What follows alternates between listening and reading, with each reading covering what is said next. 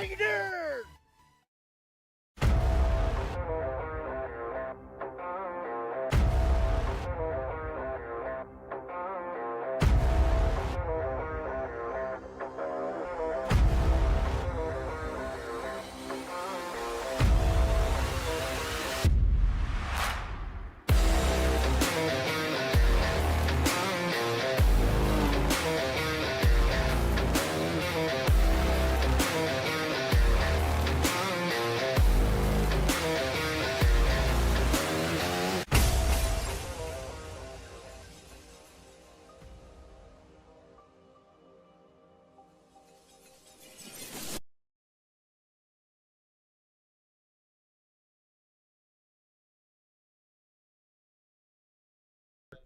Adjustment. Yeah. Oh, there we go. Yeah, Fuck something up. didn't unmute my microphones and stuff, but how do? How do you? Stream Deck freaked What out there is for a up, sec. Let's go. What's up? It's Monday. It's 8:00. My finger hurts. Why'd your finger hurt? I don't know, man. I fucking playing a little rock and roll this weekend, and I don't know if I got some nerve damage in there or something, but it did not feel real good Saturday night. That's the first I heard of it. You just held your finger up, and I thought you were flipping me off, and then I realized it was your ring finger, and I was like, Yeah. oh. The one I use a So lot. what country did the flip off originate from? I have no idea. Hungary, probably. So like, because you were hungry? Is Yeah. that a hangry issue? So if you use your pinky, is that like always everybody used to say that was a Chinese flip off? I don't know. True? Where did the middle finger originate Looking at from? it right now. Mm-hmm. Let's see. When the English and French were at war, the French used to capture the English archers and cut their both string fingers off. So that's where it came from. Yes. So I heard a story of Cool. back like in the pilgrimage, like whenever the whites came here to take over the Indian land, because they were such great archers that when they captured them, they would cut their middle finger off so they couldn't, because that was their strong finger that they used to pull the bow, the Right. string back. If they cut their middle finger off, then their shooting technique is off, and they can no longer. Well, I guess you could adapt, but that was one of the things that the Indians used to do to the whites that I heard. That was the story, is they used to flip the whites off with their middle finger as kind of like a fuck you. Why I still have my finger. Interesting. I did not know that. I got you. In stereo surround. Hey, yes. We should do a podcast together. Damn. Awesome. That's I am informed. I did not know that. You learn something every day. Awesome. Thanks for educating me, John. What's up, Joey? What's up, Cole? Both of them guys are in here. Hell yeah. Welcome back to the Just Got Off podcast. It's Monday again. It's 8:00. I'm sad. Why? The Chili Bowl's over. I've got mixed emotions. You know how much I watched that thing and last week. I mean, we sat here practically every night. My wife does too. I do want to thank my wife because everybody knows we have 3 kids, and I would try and help her get them to in bed and stuff, but Bexley is a nightmare, and Mason would be a nightmare, and she really put her shoulders up and let me have my favorite time of the week. So she gets unlimited back scratches for a while now. But yeah, man, somebody's salty because he didn't win money. No, I don't care about that. Like, no, so what I'm talking about right rear Lewis there in the chat. Oh yeah. Oh, I thought you were talking about me. No. So I put on a chili bowl pool, and it's pretty much been the same people for the past 4 years, and it always fills up. So I always keep the same people coming back. I never. So anybody that sees this, don't think that I don't care about you. It's just something that I started 4 or 5 years ago, and it's been the same people every year. But Justin obviously is. If I would have rigged the pool, I would have won a night. I put the damn thing together, and I didn't win anything last week. So it was if I'm gonna rig the pool, you're gonna rig it. He's gonna have $500 some odd in his pocket. yeah. So, but and I don't care that I didn't win. This is something that's really fun that I do every year, and yeah. So quite honestly, he just commented in the chat. I was honestly hoping one of us would have that goofy fucker in one of the features.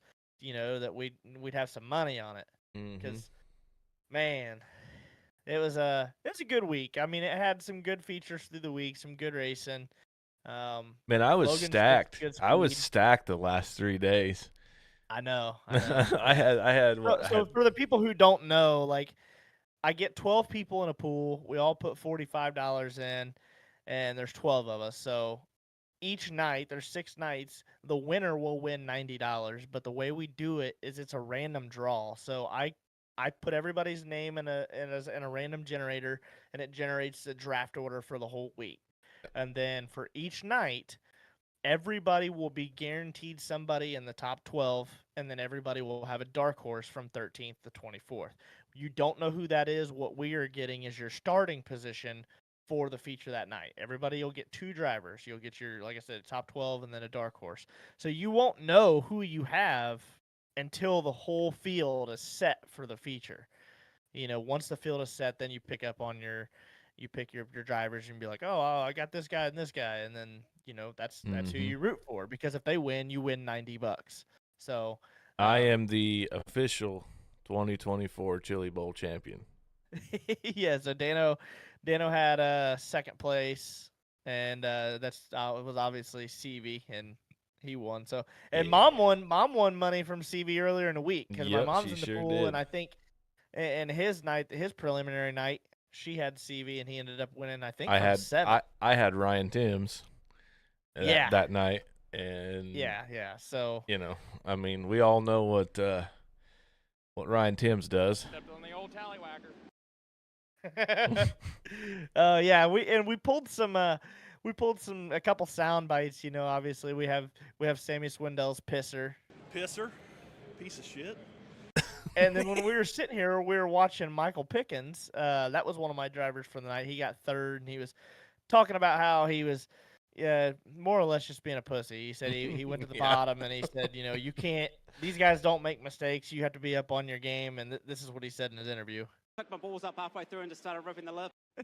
He said he had to pick his balls up halfway through and started ripping the lip. So it was a good week. Disappointing ending. That's the second year in a row that the Saturday A main is taking rubber, and this one just kind of sucked.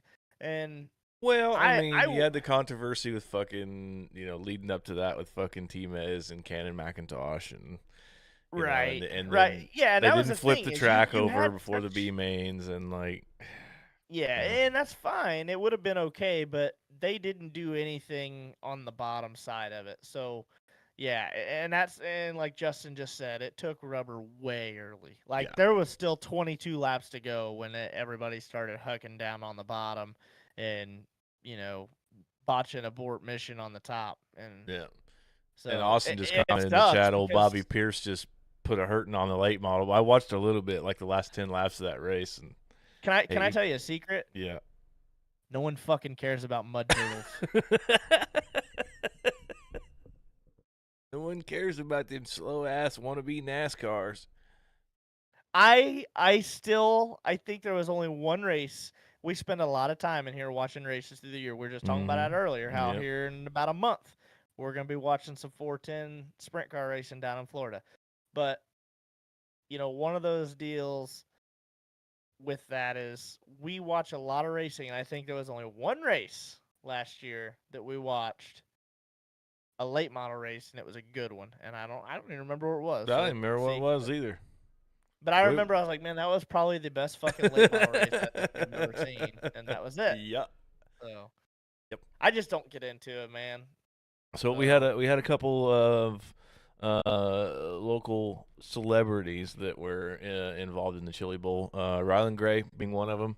I believe it was his first Chili Bowl, and it was Logan Prickett's first Chili Bowl as well. Yeah. So and Logan's been on here as a guest before, and he's actually in the comments tonight. So, yeah, that was pretty cool. It was pretty cool to see. I mean, we had quite a few people from the TQ stuff. By the way, I don't know if you guys have seen. I got my new hat and got a new shirt here. Yeah. You know, Woo! let me move a little bit here. Look at that. Yeah. It's like Lightning McQueen in a T-shirt, if you've dude. seen the Facebook, if you've seen the Facebook page here recently for the TQ midgets, the new logo was released. We're slowly the new rules have been put into place and voted for yesterday by the board of directors. And Ryland's second Chittle. Ryland did very fucking well, dude. Like he was locked into the C main, had to make some waves. Logan did very well too. Like he was 10th fast out of 75 in his qualifying night, and yeah, so and he did pretty good. I think he lost. We were sitting here watching. I think he lost one spot in his heat race, but was still good enough to put him into a qualifier. And then I think something happened in his qualifier that buried him in the B, and he wasn't able to come back. So he still advanced from one of the soup runs. I call them the soup runs. He advanced through one of those on Saturday, and then it was one of those deals where you had to be set on kill to even advance. Yeah. But that's one of the things that I wanted to mention too. Advancing through those mains is no easy feat at all. And with how the track prep fell, I think there was a feller that got robbed of a golden driller this past weekend, and that is Mr. Dason Pursley. Oh yeah, he was flying. Straight from freaking D main to the C to the B to the A and finished 4th.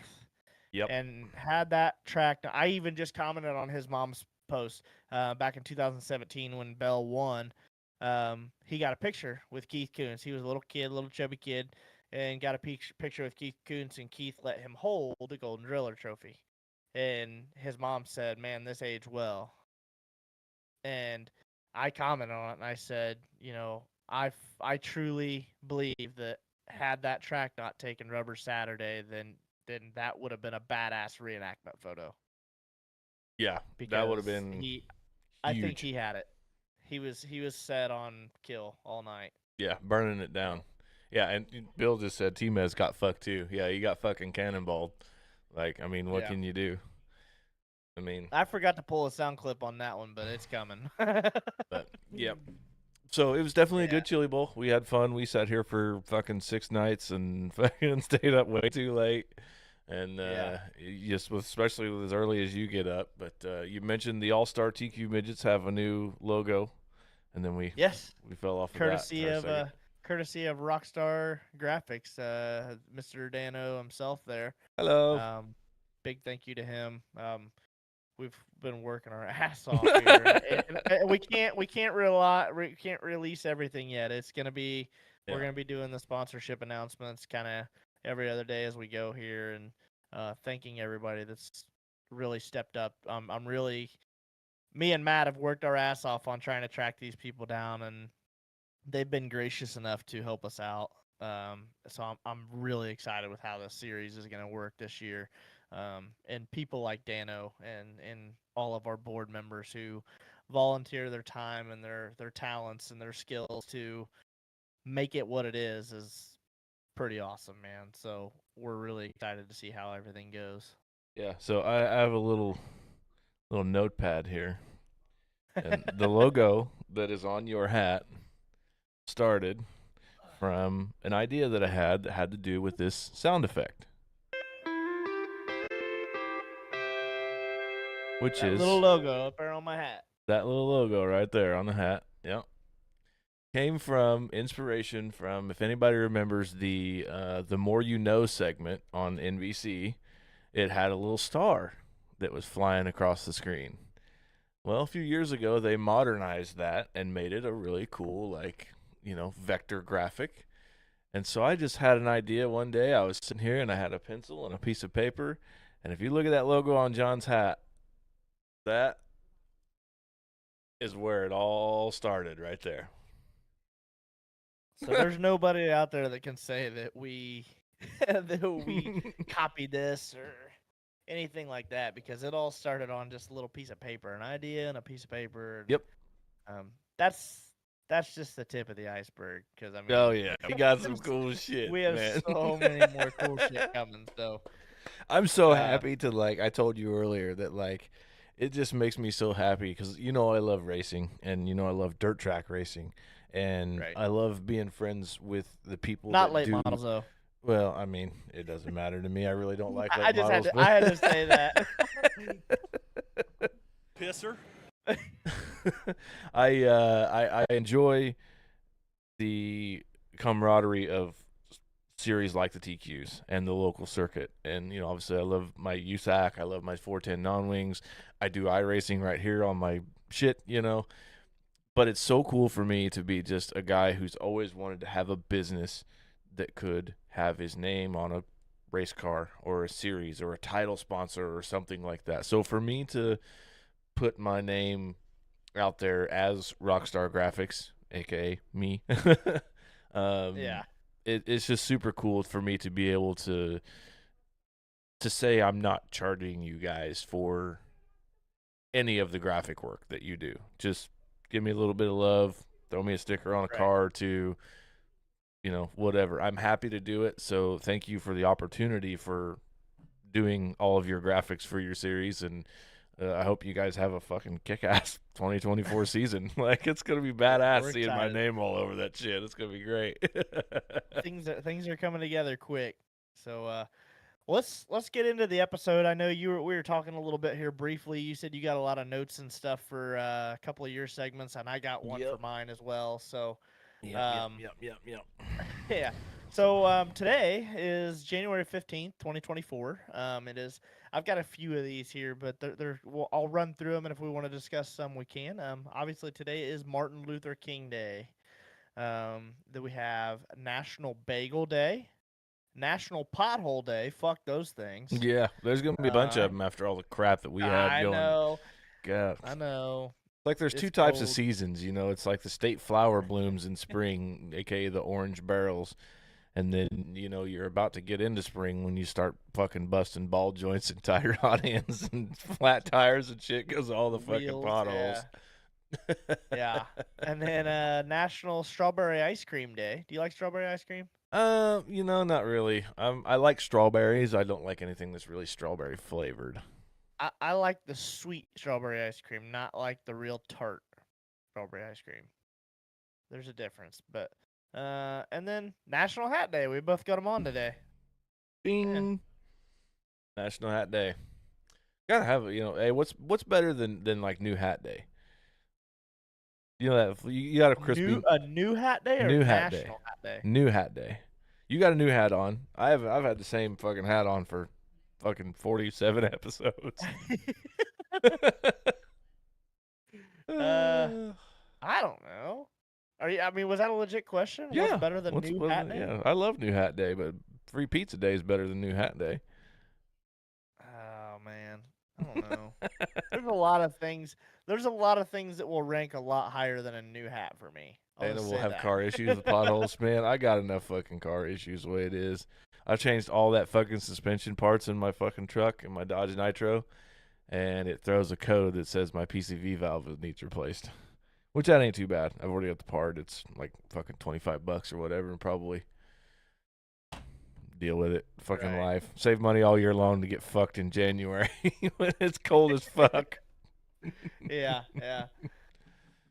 All right. Yep, that was today's national holidays. Obviously I said it was January 15th. So what do we got here next? Oh, we got this day in history. Check this out. Push a button, this happens. Hedrick's Lawn and Landscaping proudly presents This Day in History.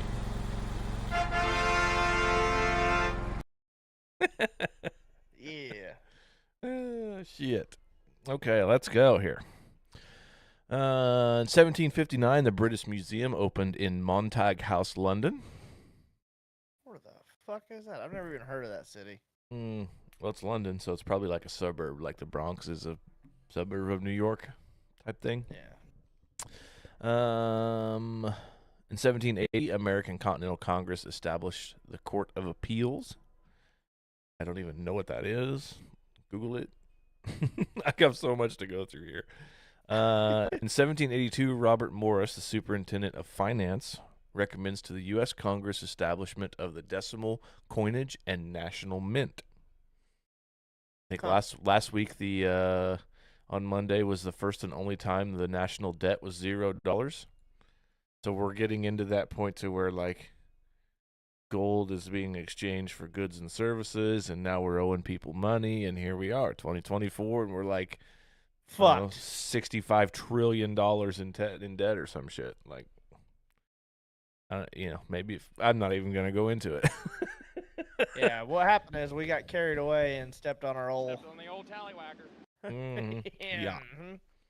Mm-hmm. Speaking of National Hat Day, in 1797, the first top hat was worn by John Etherington of London. How about that? I wonder if that's why it's National Hat Day. At him, yeah, I bet you everybody looked at him like he had a third fucking eye, too. You know what? I bet the guy walks up to him, he's like, "Hey, man, you got any weed?" Sure, be cooler if you did. It'd be a lot cooler if you did. It was like, dude, that's a nice hat. You could put your weed in there. Yeah. Let's see. I didn't put a date on this one. Weird. It was 1800 something. Oof. I want to say it was like 1813. 1814. It's January 15th. Right. The first U.S. built locomotive to pull a passenger train made its first run. And along with that, Mr. and Mrs. Pearson from Charleston, South Carolina, were the first people to take the railroad for their honeymoon. How scary do you think that'd be? Something like that had just become... I mean, I guess it wouldn't be any scarier than Ocean Gate, right? Right, yeah.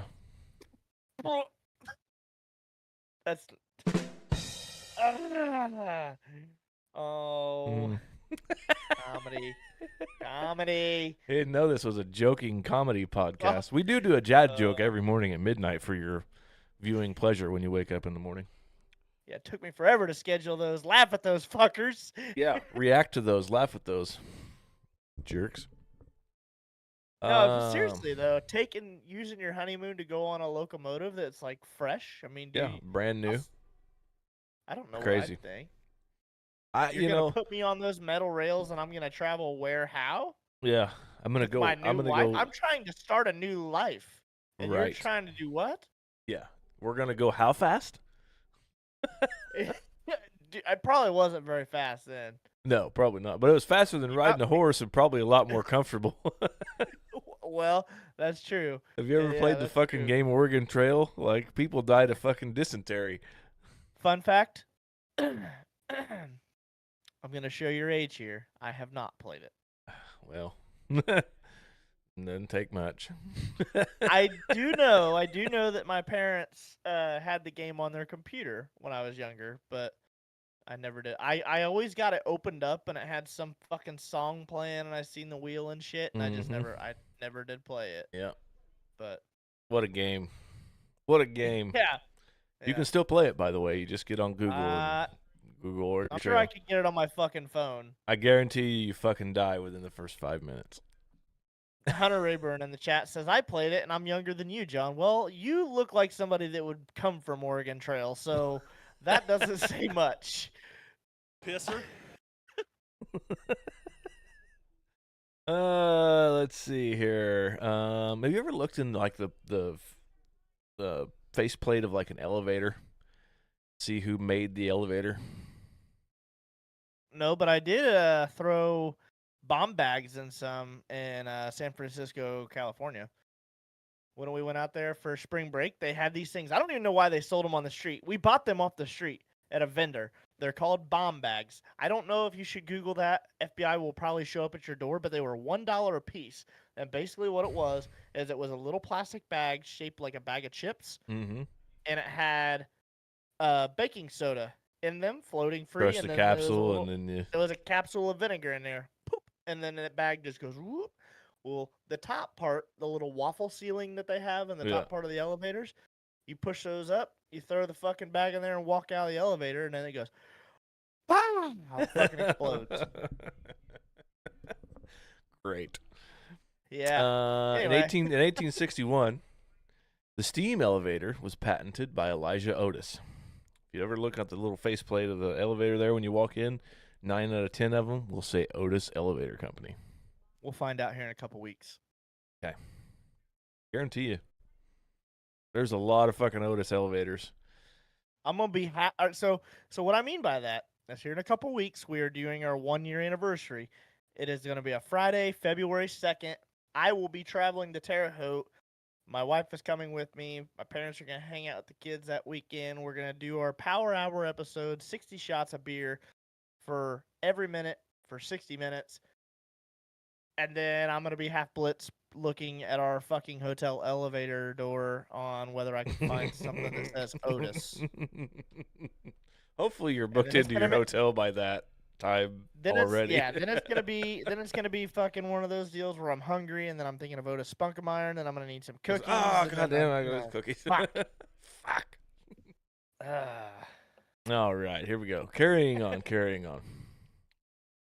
In 1863, the first U.S. newspaper was printed on wood pulp paper. It was called the Boston Morning Journal. Huh. In 1870, the donkey first used as a symbol for the Democratic Party in Harper's Weekly. Jackass. Ooh, we need that too. You will not make this putt, jackass. We're going to have fucking 60 pages of Elgato Stream Deck sound effects. I know. I can see it now. I actually have to have a second page that I need to add from some of our other pages. So, yeah. Let's see. In 1907, gold dental inlays are first described by William Taggart, who invented them. So, what do you mean by that? Gold dental, like the people that had gold teeth? Yeah, gold veneers. Man, that caused a lot. That caused people a lot of fucking problems. Mm-hmm. You get your ass beat and get killed just for a tooth, man. Probably.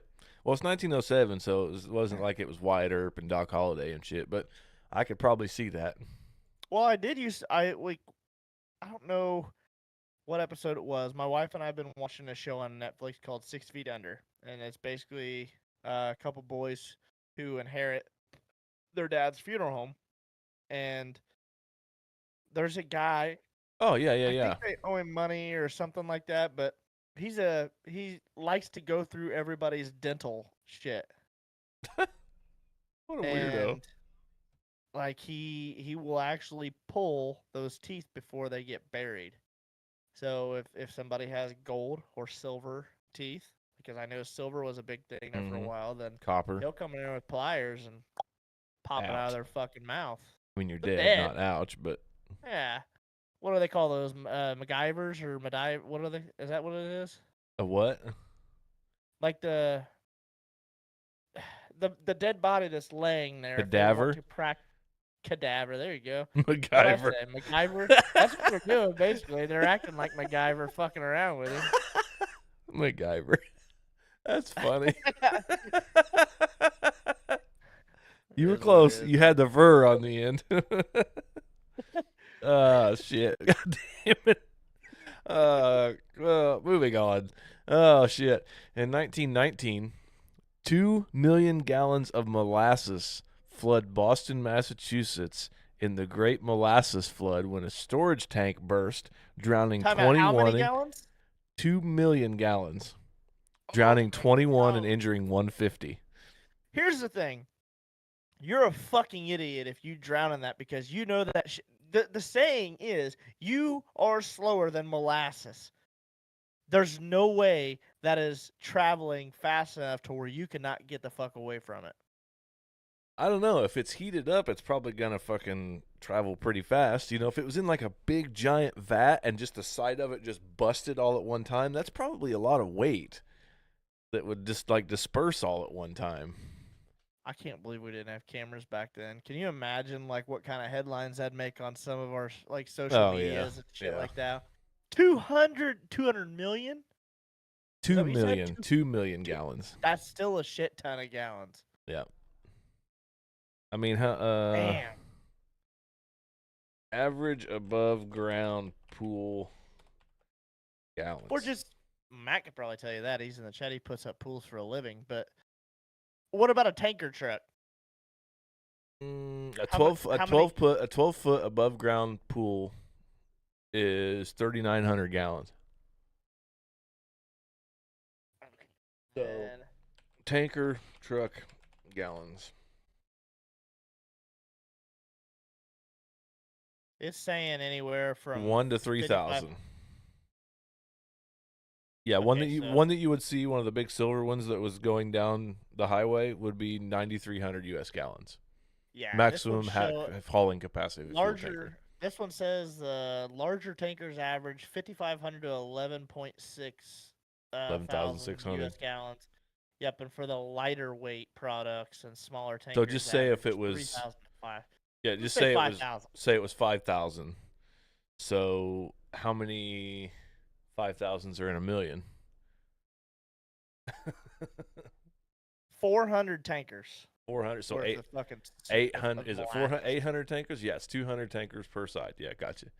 400 tankers just blew up and released molasses. That's fucking nuts. Jesus Christ. That was in 1919, by the way. In 1932, a record snowfall of 2 inches in the city of Los Angeles, California. Did you hear that New York, this just reminded me, did you hear that New York was on a 700-day snow drought because they haven't got more than an inch of snow in a single day in over 700 days? Really? But I think that's getting, yeah. I find that hard. I find that hard to believe. Like, I know it just hit we just got the notification when I was at physical therapy. My phone had it pop up as a headline, and so did my physical therapist. But really, we were like, what the fuck? But I guess there's a big snowstorm coming that's heading their way that's going to bust that. But they've had like 700 days running where they haven't got. It's like either an inch or 2 inch in a single day of snowfall. Like they haven't got more than that in one day. That's crazy. Yeah. But it's all getting ready to get busted because I guess there's a big snowstorm coming. All good things must come to an end, I guess. Speaking of New York, in 1934, New York Yankees slugger Babe Ruth, nearing the end of his illustrious career, signed a 1-year contract worth $35,000, representing a pay cut of $17,000. Took a pay cut the last year. Motherfuckers are. What did they sign for? Wasn't it like $200 million? Well, what's his name? No, it was like $700 million. Don't even try and pronounce. Yeah, don't even try and pronounce it. Oh, it's not that hard. There's 2 of them. They were on the same team. Oh, what the fuck was his name? God dang it. Astronomical. Shirohito. $700 million baseball contract. Shohei Ohtani. Yeah. Yeah. 10 years, $700 million deal with the Los Angeles Dodgers. I sat most there. lucrative I lay contract there in sports history. This up. That's $70 million a year. Mm-hmm.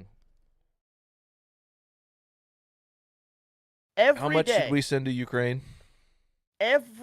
Don't get me started. Every fucking day, this dude is getting paid $194,444 every day. Every day. God, I don't almost even $200,000 make that in 10 years. A day. That's fucking nuts. God damn. And probably doesn't have to pay for medical bills or anything. Probably got sponsored. That's just from his baseball contract. Medical bills aren't even really a thing for him, I'm sure. No. Especially maybe for his family, but that's a drop in the bucket. Damn, dude, that's crazy. Well, the good shit I could do with $194,000 a day. Wow. Sir, you have to have a $250,000 surgery today. Oh, that's cool. I'll give you $191,000 tomorrow, and I'll tack on the $60,000 tomorrow. I'll do you pay take tomorrow. credit? It'll be in there. Paper or plastic? Can I give you my fucking Post-it note IOU? Yeah. Is that worth it? Right. God damn. 1934, while robbing the First National Bank in East Chicago, Indianapolis, Little That's Indiana. fucking stupid. Right. John Dillinger is shot several times by Officer William O'Malley, but survives because he was wearing a bulletproof vest. Where did I know that name from? John Dillinger. John Dillinger was a famous bank robber. And there's a band called like, Dillinger Escape Plan. Yeah, but I feel like there was a tie or a connection somehow with him and Alcatraz. Am I wrong? Yeah, here's an example. So my mom had some diverticulitis issues and had to have a section of her colon taken out and refused together. There was a leak that caused her to be septic, and she almost died. She had to have an emergency surgery to have a bag put in and, have everything cleaned out and everything else. Her emergency surgery, she just posted in here, was $275,000. With what that guy's making, he could pay that 2 days. All right, check this out. Insane. All told, Dillinger racked up more than $300,000 throughout his bank robbing career. He robbed the commercial bank in Daleville, Montpelier, Indiana, Bluffton, Ohio, Indianapolis, Greencastle, Racine, Chicago, Illinois, Chicago, Indiana, Sioux Falls, South Dakota, Mason City, Iowa, and South Bend. Kind of reading through here. There is no mention of Alcatraz. I think one of the escape rooms that we did, the Alcatraz escape room that we did, had a picture of John Dillinger. That's crazy, though. I think that's probably why. I'm familiar with the name, though, for sure. Yeah. Pretty cool little story. Let's see. In 1942, the Chicago Cubs dropped plans to install lights at Wrigley Field because of the military's need for materials.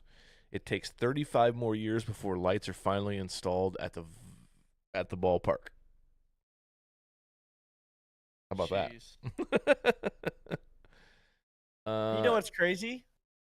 I don't think they have lights at the Indianapolis Motor Speedway. I don't think they do either. I don't think they want to put them up and have to pay for them. Right, I wouldn't. I was thinking that one time when they put the lights up at Daytona, it was something like $17 million or something like that to do. Yeah, and they did that because it was a road course race, and they had to cut the infield. Right. Yep.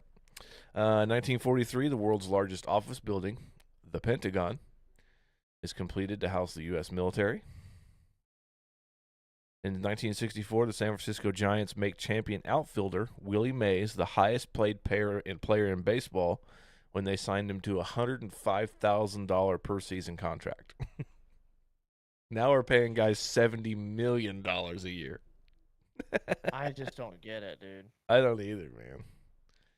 In 1974, TV sitcom Happy Days begins an 11-year run on ABC. In 1975, Space Mountain opens at Disney World in Orlando, Florida. What year was that? 1975. Space Mountain? Space Mountain. What year did Space Mountain close?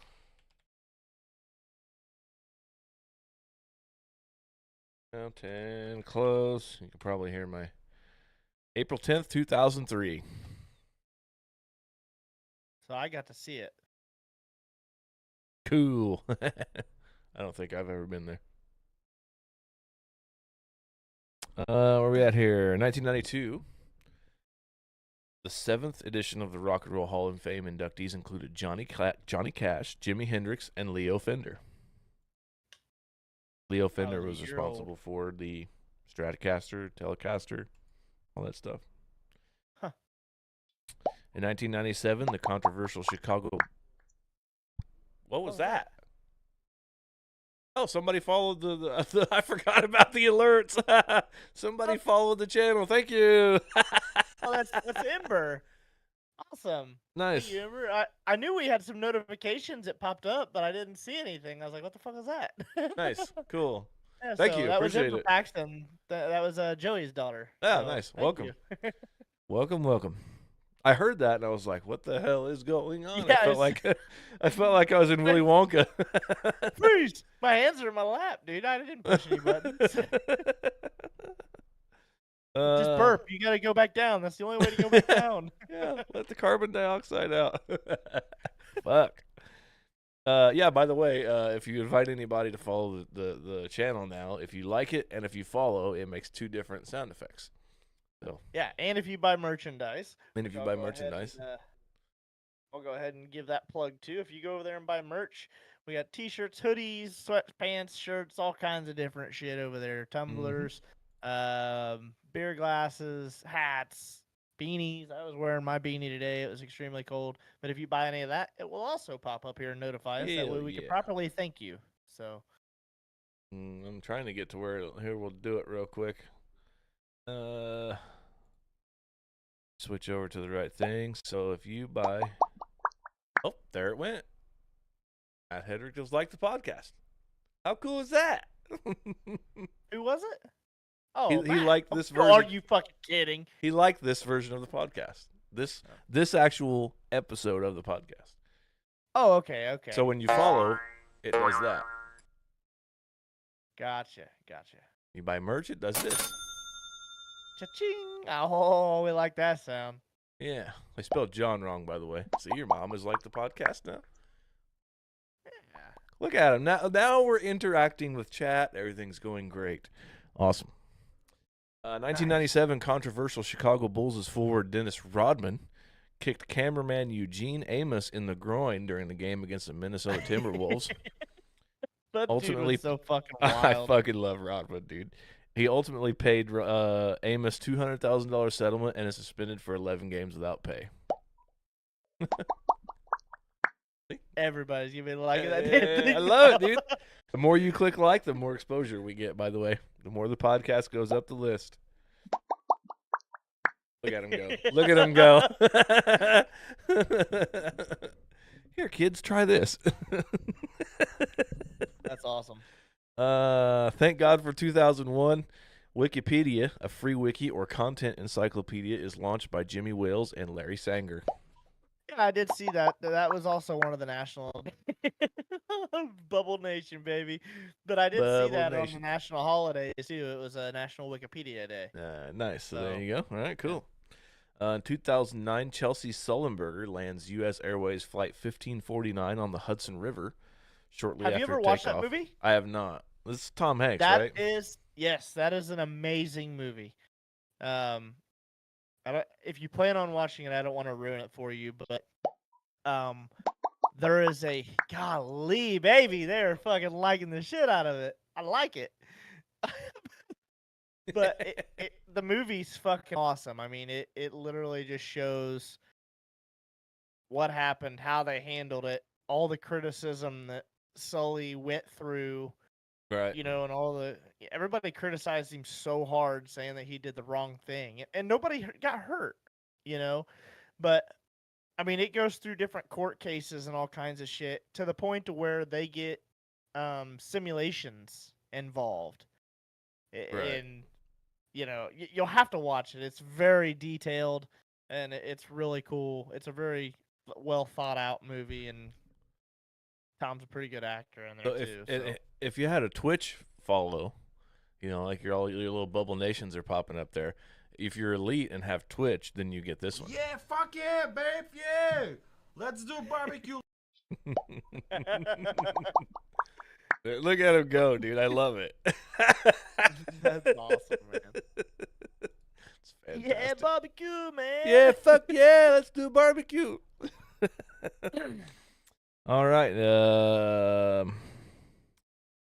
So after Sully saved all those people, Miracle on the Hudson, not the GOAT, by the way, in 2023, Lakers LeBron James surpasses 38,000 NBA career points, joining only Kareem Abdul-Jabbar. Whatever.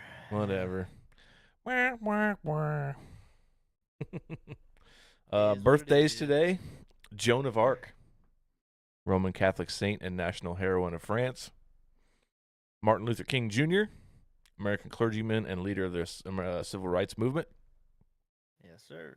And American football quarterback Drew Brees is 45 today. I like Drew Brees. He's a Yeah, good quarterback. Good dude. That was my NFC team for a while, mainly just because I followed Reggie Bush through his college career, and then he played for the Saints. So there for a while, I was a Colts guy on my AFC, and the NFC team that I rooted for the Saints. But and then they went to the fucking Super Bowl together, and I was like, well, I got to root for the Colts, my home team, and then they got beat. So, well, oh well. Shit happens. How about them Cowboys? Yes, yes. Fuck them Cowboys, dude. Yeah. And talk shit every year about this is our year. We're them boys. Fuck off, dude. How you Y'all played the fucking Fudge Packers last night, and Stepped on the old tallywhacker. like Jesus Christ. Damn it. All right, Pisser. that's all we got for Hedrick's Lawn and Landscaping this day in history.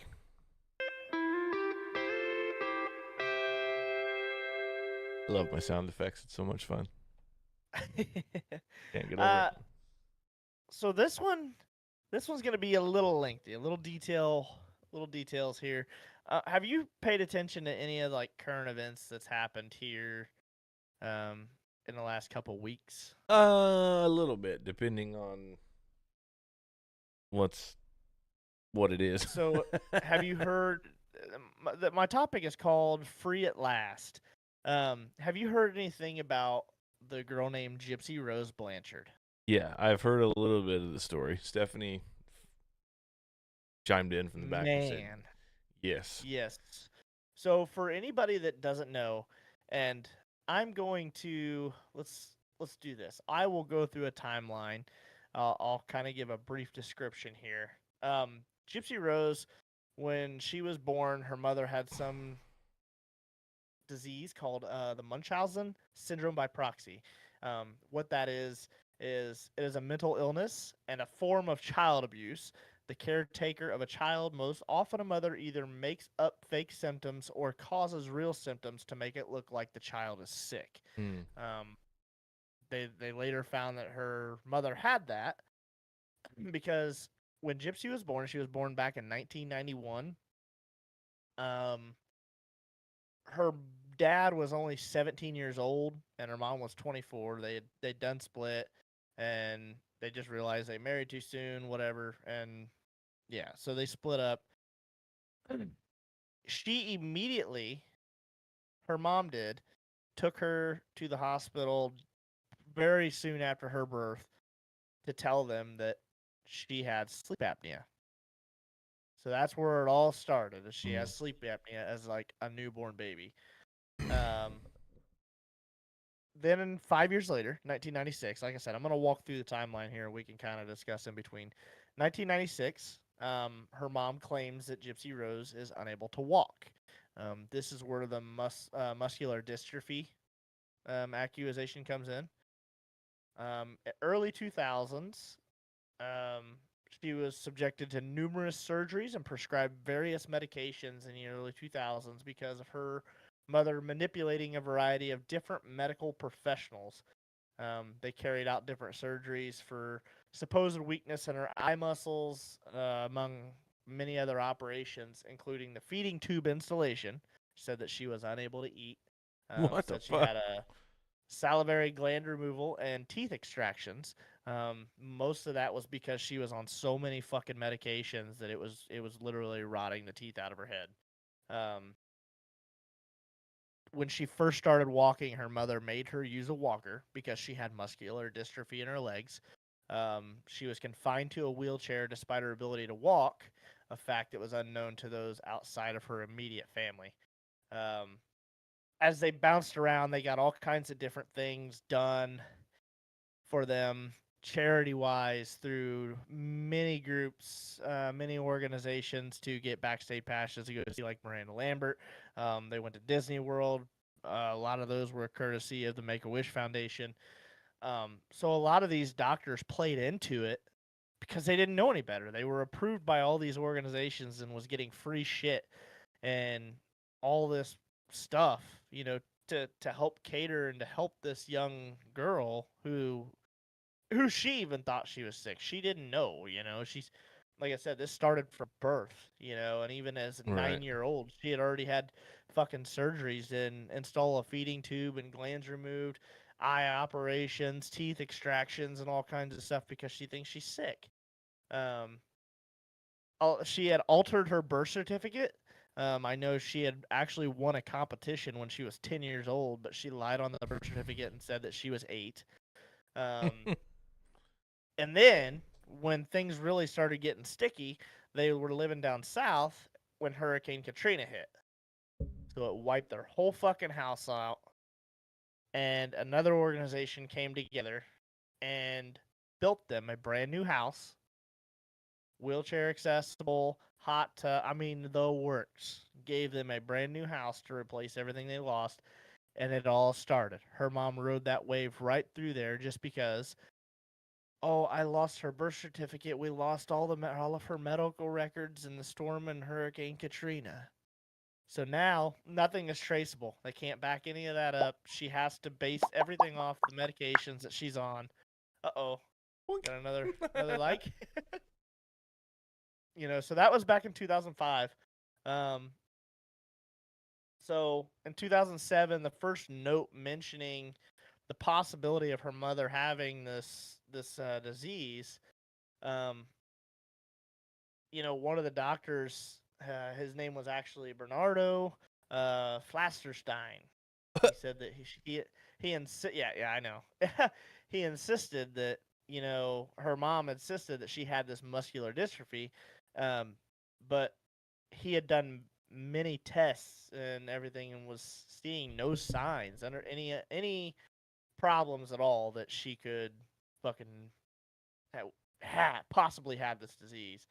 But it was kind of thrown out. All these other doctors was like, look, dude, she's already an icon. That she's already a story, a big headline across the country. Like, nobody's going to believe you because she's already got all of this.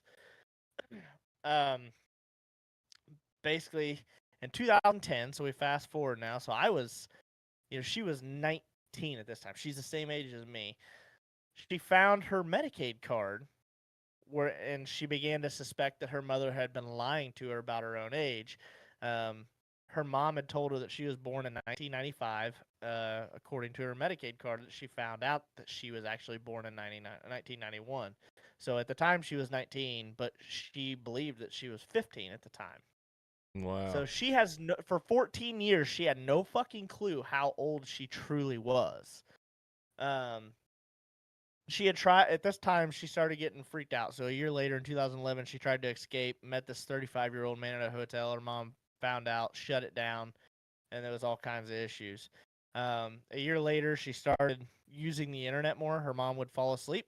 She would get on there, and she actually met this guy on Christian Dating, a website for singles or whatever, and like they hit it off, but this guy, she didn't know it, but this guy had a real fucked up past. Like, he had a big criminal record for indecent exposure, which later found out it was because he was fondling himself in a local McDonald's for 9 hours.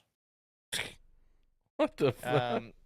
He had a history of mental illness and had reported a dissociative identity, like he had multiple personalities, and then he also was on the autism spectrum. Okay. So but he's anyway, fucked up too. Yes. So we'll fast forward 3 more years. They've been dating this whole time for 3 years.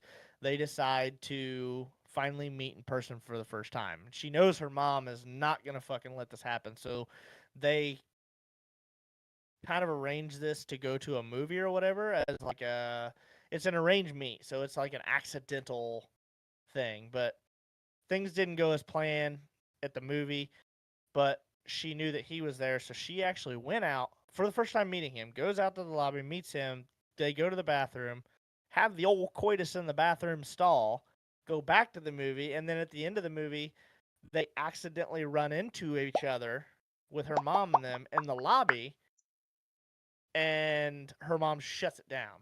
There's another little bubble. But her mom shuts it down and says, like, you're never seeing this young man ever again. And so, they continue to still date, but it gets to the point to where her Gypsy says, I want you to kill my mother. I want you to off her. And Okay. she actually sets it down, like she sets it up to where, hey, it's gonna go down tonight. Do you just need the gloves and the knife? And he said, and duct tape too to muffle her. And they set it up to where he comes over. She lets him in. Her mom's already in bed. She gives him the stuff. She goes and hides in a bathroom. He goes to her mother's bedroom. She cuddles down, hides her ear, or covers her ears. He kills her mom. And she's like she mentions in interviews that she's screaming the whole time, asking for help.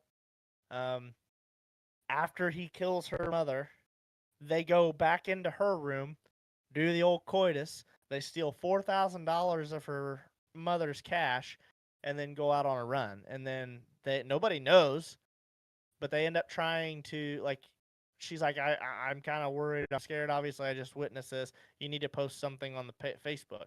So the boyfriend gets on her mother's Facebook page and posts, that bitch is dead. So family members and close friends go over there to the house, do an investigation. They find her mom's body, but do not find Gypsy. But all of her wheelchairs are there. So now they're really freaked out because they think she's in danger because she's not supposed to be walking. Damn. So, yeah, they end up getting arrested back in 2015. He goes into trial, or she goes into trial in 2016 and gets sentenced to 10 years in prison. She accepted a plea bargain, and then he drags it out, and then he finally is sentenced to life in prison in 2019. But she was just released. She actually just got out. She's free at last. It's a fucked up story. Like, I couldn't even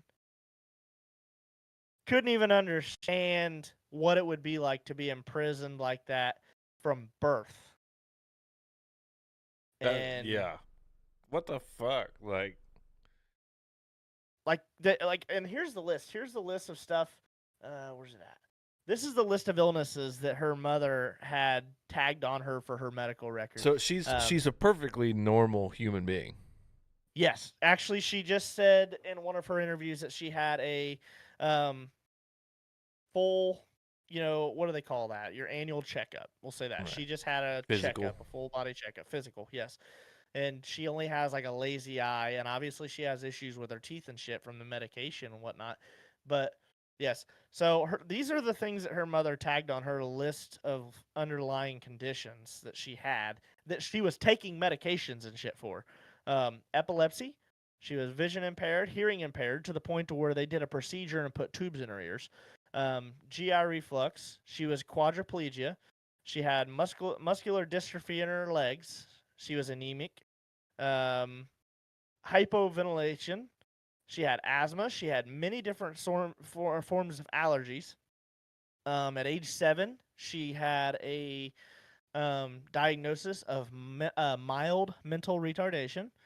At age 5, she was diagnosed, or was telling people that she was diagnosed with leukemia, to the point where she was taking cancer medication and shaving her daughter's head. And when her daughter asked why Gypsy asked why, well, your hair is going to fall out anyway, so we're going to get ahead of it now. She said that she was diagnosed with a lung disease and heart murmurs as well. Yeah. How do you not? How do you? And the problem is as a young kid, you don't understand. You think mother knows best, your father knows best, and they're doing what they got to do to take care of you, which is exactly what this Munchausen syndrome is, or Munchausen syndrome by proxy is it's that overwhelming feeling of, oh, you're such a good mother, you're doing everything you can to take care of your daughter. You're such a great, she's so lucky to have you. And she just gets fucking overwhelmed with that emotion. I mean, and was that the stupid shit. Was that the original plan? Did she that just? Well, it's a disease. It's a mental disease that her mother has, and they say a lot of it stems from being abused and neglected, as a child. Because if you don't have those feelings of being wanted or loved or cared for, you're going to find it. You're going to search for it, and it becomes a mental disorder where whenever she found out, oh, well, I think my daughter has sleep apnea. I don't know if she actually thought she did, but she took her in as a new mother that was young and says, my daughter has sleep apnea, and got attention from it. And they think it snowballed from there. Snowballed from there. Okay, yeah, that would. And it just became, yeah. But it's still just one of those deals where I don't know how to feel about it. Like, I good for her, because, I mean, she stated in a recent interview after being out that she truly believes that had she not found that birth certificate or the Medicaid card stating that what her actual birthday was, she would still believe that she was 4 years younger than what she truly was, and that she would think that she has all these underlying medical issues and still be taking all these medications and would still be under the care of her mother in captivity today. Damn. She still believes that if she would have never found that card and, you know, took I don't think the way she took matters into her own hands was a good plan. Well, no, like, I mean, but if you're not doing anything, your mental capacity is not very strong. You haven't even went to school. She's been homeschooled since she was like 6 or 7. So right. Wow. Like I knew a little bit about it, like, but honestly, I until it started being like, 16 days until Gypsy Rose is set free, I had forgot all about it, you know. So she's 32 years old. She's been in captivity until she was at least, I think it was 19, 20. So he is 22, and then by her mother, and then she just spent almost 10 years in prison. And she said prison was the most free thing that she had ever felt in her entire life. Wow. So Damn. fucked up. She probably had cable television and like, I feel sorry for her because, you know, her mom's obviously fucking like, you know, fucking with her livelihood and shit like that. But when you don't know any different, yeah, you know, when you don't know any different, like that's your whole life, and like, you know, you're trained to, you know, you do what your parents tell you. Parents. Yeah, obey your parents. You know, I mean, fucking. And she didn't have she didn't have an understanding or even to question it, because it's one of those deals where. Yeah, Munchausen by proxy, like your mom just said. By proxy is the key word there, like as a stand-in. You know, like her mother was the, you know, like that's fucking crazy. Yeah. Like, but see the thing is like she doesn't know any better even as a young kid. Like, right, that there's something wrong. Is supposed to be like.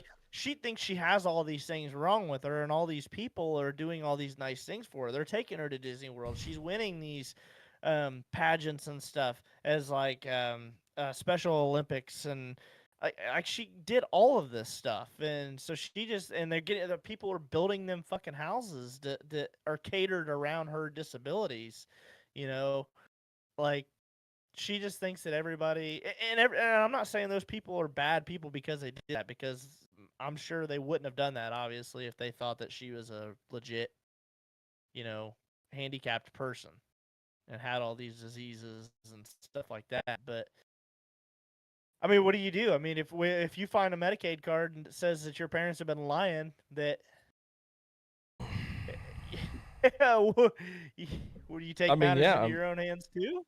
I mean, considering that the only other person that you've ever even had contact with is, you know, somebody who's fucked up in the head too.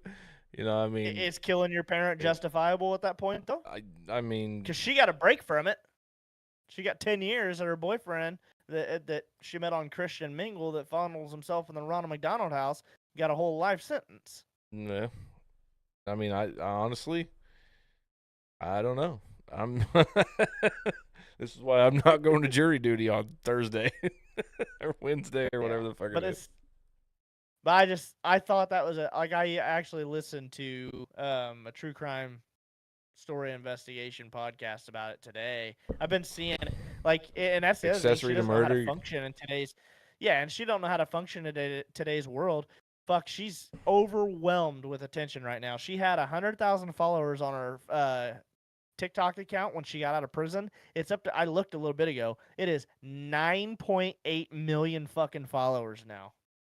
Damn. From 100,000 in 2 weeks. It's up from 100,000 to 9.8 Yeah, million. but here's the followers. thing. It is a voluntary log in and sign up for TikTok. If you are overwhelmed to that point to like where you can't handle it, you will do what's necessary to remove yourself from that overwhelming. But that's what I'm saying is I don't know. I think it's all a fucking ploy to make money. I think to a society like, well, she said that there's a bunch of accounts out there that are faking to be her that are making GoFundMe pages, and she says, do not donate to those. I am not asking for money. The only thing I have out there that would ask you for any type of money is the link to pre-order for my book. She said she has a book that tells her story, and that is the only thing that she has out there that is asking for any type of money. And that's good. She's asking you to buy a product that she has put work into. Like, I understand that. That's perfectly fine. We've put a lot of work into this podcast. We ask you to buy merch. You don't have to. You can keep scrolling if you want to. Sure be cooler if you did. Sure be a lot cooler if you did. Yeah. So I thought that was just a wild story. It was one of those. It's gut wrenching. That's nuts, man. Because I couldn't imagine ever doing that to my kids. Couldn't ever. Right. If something's wrong, by all means, you do what you got to do to take care of them. But I couldn't imagine making shit up and putting them physically and mentally and emotionally through that. Right. And not expect them to kill me too. I'd be like, and my mom's in this chat. I'm not scared to say that, but if she would have ever done that to me in my life, I would be mad enough when I found out that she had lied to me and more or less just tortured me with medications and stuff that caused me all kinds of issues for her own self-improvement and self-worth. I think I would have a hard time not trying to come up with a ploy too. Mm-hmm. Own mother or not, like, I get where Gypsy was coming from. I don't think it's right, but nobody was in her mindset to understand how she was feeling. Right. And the entrapment that she was feeling, which I think is why they cut her a break, to give her a chance to have a fresh life again. So, right. I don't know. I think she's a danger to society right now as far as her own, like, learning how people truly are. Yeah. And how savage fucking people can be. How quick they'll try to fuck you over, especially with the exposure of almost 10 million people, at the touch of a fingertip with your page. But, she's married now. She actually got married to somebody before she got out of prison. They seem happy. Great. They're wanting a kid. So I hope everything goes good for her. But I just thought it was a pretty fucking wild story that turned out how it did. Damn. So, there was some fucking shit talk going on in the chat between Nick Ooley and Matt Hedrick there for a while. it never ends. It never ends. You gotta let them just talk to themselves. All right. What do we got here? Let's turn that off. It's your topic. Let's see what I got. It's fucking cold, bro. It is so cold. Dude. But I still wore my shorts today. Fucking, you're dumb. Like, when it gets cold like this, it just goes right to my fucking bones, man. Like, my fucking toenails hurt and everything hurts. So what? Yeah, dude. Your toenails? Yeah, it gets cold like this, it just soaks right into me. No matter, I could be like the kid from A Christmas Story. I can't put my arms down, and I fucking still feel that cold in my fucking. Probably why my little finger hurts. Yeah. So I'm just gonna educate the masses here and again. I wanted to be a teacher when I was a kid. So here's some winter facts for you. The Earth is actually closest to the sun in December. Well, that makes about as much sense as a football bat. Mm-hmm. Though it might seem counterintuitive, the Earth's orbit typically brings it closest to the sun during the coldest period of the year. Our cold weather comes from the decreased sunlight because the Earth is tilted back away from the sun. Nick Ooley says in the chat, I was so cold today I won't see my dick till Thursday. Well, sounds like you need to turn your thermostat up, and I don't recommend going outside. Must be a small wiener. Some insects survive the winter by producing their own versions of antifreeze. I've heard about that. Scientists Something call that these goes through their produced bloodstream. chemicals cryoprotectants, which make the insect less likely to freeze in cold weather. There are several types of cryoprotectants, but the most common in the insect world is glycerol. Yeah, and I think most of it is mostly found in beetles, like the hard, Yep. Japanese beetles, hard shells. Shelled. Yeah. Yep. Geese and many other migrating birds fly in a V to conserve energy. When birds fly in this formation, it decreases the wind resistance, meaning they can fly for much longer before stopping to rest. It also makes it easier to keep track of each other in the group. The ducks fly together. There's some mighty ducks for you. Yeah, fuck yeah. We'll be flying south down in July. Yeah, suck it. Not right now. We actually Kiss got my our ass. Shut up. Well, we're taking shut up, big whiny ass. We're taking our kids down there. We're just gonna take Owen and Bexley. Mason won't know any better. he's gonna be too young to know. We'll take him when Shut up, bitch! What's going on later. I knew that was coming, but yeah, we just actually got a resort that we stayed in for our honeymoon. We got the same one booked, and the kids will get to stay at the same place that we do. So Karina's excited because when we went scuba diving on one of the islands, one of the things that we told each other we'd do is we'd get a jar of dirt or sand or whatever to collect from every vacation or every family place that we go, and we forgot to get it on that island. So I got a jar of dirt. I got a jar. Guess what's inside it? What about Amber Heard? God, do you remember what she did to old poor Johnny Depp? She shit on his bed. Mm-hmm. What would you do? Answer me this right now. What would you do if you and Stephanie got into a fight? You guys were into a heated argument, and she went in your guys' bedroom on your side of the bed and took a massive dump. What do you think's gonna happen? I don't know what I would do. If I walked in that bedroom right now and I seen a pile of shit on our bed from Karina, and she's just like, "Oh yeah, I did it." Like, I don't know what the fuck do you do? I'm gonna take the pillowcase off. I'm gonna wrap it up. And I'm gonna pretend I threw it away. It may not be the pillow. I'm talking like on the bed. It doesn't matter. I'm gonna flip the bed. I'm pissed off. I'm gonna flip the bed sheets off, whatever. And then as soon as she goes to work the next day, I'm scraping all that feces into a fucking bag. And then every time she goes to fucking eat or fucking drink anything, I'm gonna walk by with a fucking tablespoon and I'm plopping that shit right in the middle. If she don't fucking drink it, guess where it's going? It's getting put on a fucking spatula. I'm slapping her in the face with it. You gonna fucking learn today. Fucking shit on my stuff, I'm gonna fucking burn everything you own. I'm gonna slap you in the face with a fucking shit-stained fucking spatula right from your own fucking kitchen. But are you gonna say? Are you gonna say anything to her? Nope, not gonna say a fucking word. It's just gonna happen. It's gonna happen. I don't know. You get one day to go to work so I can prepare my fucking what's that hibachi fucking shit hibachi. Fucking. I don't think. I'm gonna be fucking mad I as honestly, fuck. I am too, but I don't know what I would say. Like that's just off the top of my head. I'm not gonna say anything.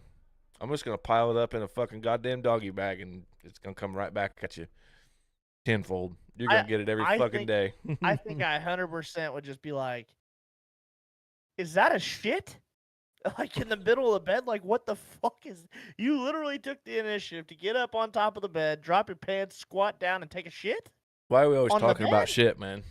Every time on this fucking podcast, we talk about shit. Every fucking. Well, we did the Johnny Depp. I got a Johnny Depp. It just reminded me of him and the Amber Heard Amber Turd trials. We'll call her that.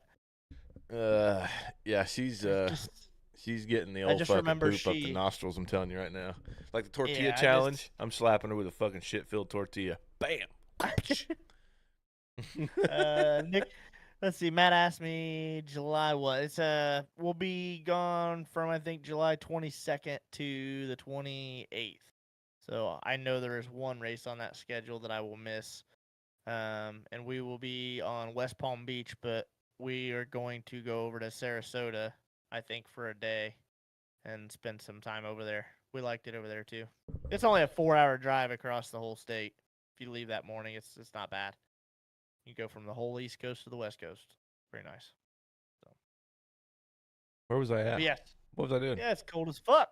Yeah. Oh, yeah. Little winter facts here. The average snowflake falls at a little over 3 miles an hour. That's pretty slow. Yeah. Takes So an average of 2 hours. That's without wind then, huh? Yeah. Takes an average 2 hours to get from the cloud to the ground. 2 hours? Mm-hmm. Yep.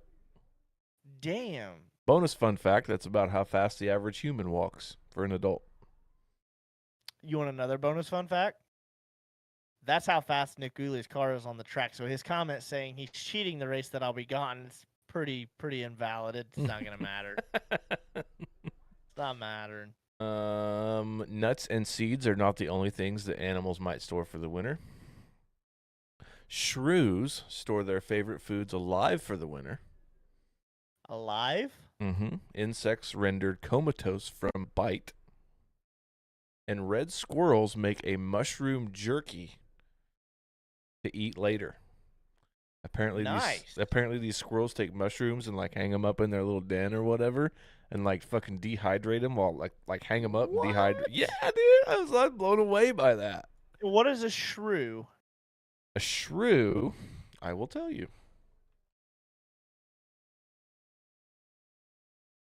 A shrew, it looks like a mole. Okay. Shrews are small mole-like mammals classified in the order of Furgenberger.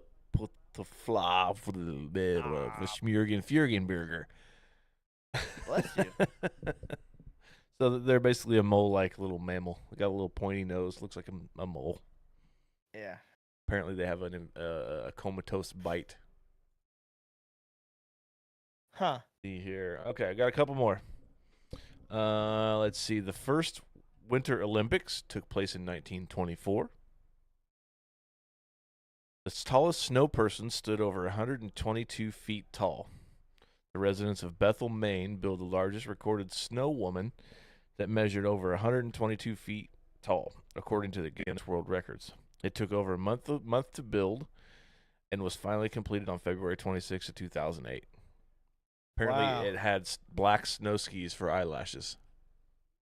That's crazy, dude. They're fucking nuts, huh? Do you remember when you were a kid and you were like, man, I can't wait till I'm 21 and I get to drink? Remember how long, like how long that time frame was? You were like, man, I can't wait to get drunk. Like, well, winter lasts for 21 years on Uranus. What? Yeah. Notice I didn't say Uranus. Uranus. Know. I'm a fucking nerd. Winter lasts for 21 years on Uranus. It's cold and bleached, just like white snow. The world's coldest temperature record for us American people, minus 128.6 degrees Fahrenheit on 21st of July, 1983, is held by the high-altitude Vostok Weather Station in Antarctica. That's fucking cold as fuck. Is that including wind chill? It doesn't say. It just says. I'm gonna say that's probably not wind chill because that's actual temperature. I don't even understand how there's instruments out here that are able to record that without breaking. It's probably something something that can to do register with and not be fucking destroyed. Titanium or something. They've got some kind of antifreeze fucking copper wire that'll stretch across Antarctica or some shit, but we can't cure cancer, so. So basically that was 4 times colder. No, almost 5 times. Yeah, I was right. 4 times colder than what it was at the Chiefs game the other night. Yeah. It was negative like 32 degrees. Well, with wind chill. Yeah. Don't give a fuck. It's still negative 30 degrees. Well, the actual temperature is going to be fucking like 0 to be. Yeah, but it was still wind chill. It was cold enough that Patrick Mahomes' helmet fucking shattered. Yeah, that was fucking nuts. Damn. Wild, dude. NFL is hiding everything right now. Mm-hmm. He's lucky they didn't put him in concussion protocol immediately. Oh, yeah. So, and then here's a couple things of the weirdest things that people have found frozen in ice. There were abandoned 5 crates of 100-year-old McKinley whiskey were discovered in Antarctica in 2006. They were packed in bales of straw inside crates, and there was still whiskey in the bottles when they found them. Sounds like a good time. A mummified woolly mammoth was found along the coast of Oyagos Yar in Siberia in 2010. I heard about that. I remember that. I was a senior that year. A 100-year-old notebook of a surgeon and photographer was found trapped in a hut in Antarctica. I remember when they found that. It was like 08 or something. Let's see. The Glacier Girl, a Lockheed P-38 aircraft, was found in Greenland buried in ice. It was dug out from the ice and restored to its optimal condition to fly. That's why they called it the Glacier Girl. Huh. World War II aircraft. Yeah.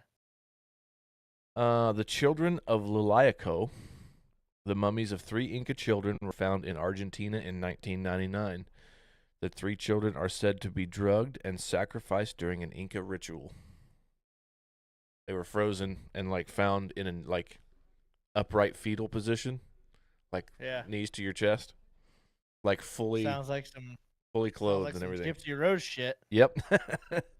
The Iceman Otzi, a natural mummy of a man who lived between 3400 to 3100 BCE, was discovered on the border of Austria and Italy in 1991. And in 2016, a gold miner found a 57,000-year-old puppy of a wolf in the Yukon Territory of Canada. It is the oldest fossil of a wolf ever found. Damn. Fucking crazy, huh? I feel like the wolves and shit back then were massive. Because we had shit like the megalodon, okay? That's the shark family. Now look how small our sharks are. And apparently, fucking ostriches and chickens are descendants of fucking T-Rex. Yep. So can you imagine how big the wolves would be in comparison to how big they are today? Haven't you watched Jurassic Park? Yeah. Where they take the dino DNA and extract it from the amber and fucking pair it with the fucking goddamn bird and shit. Yeah, but I feel like most of these animals that disappeared, they had that dwarfism chromosome or something, and it just repopulated too many times, and now we have what we have. Right.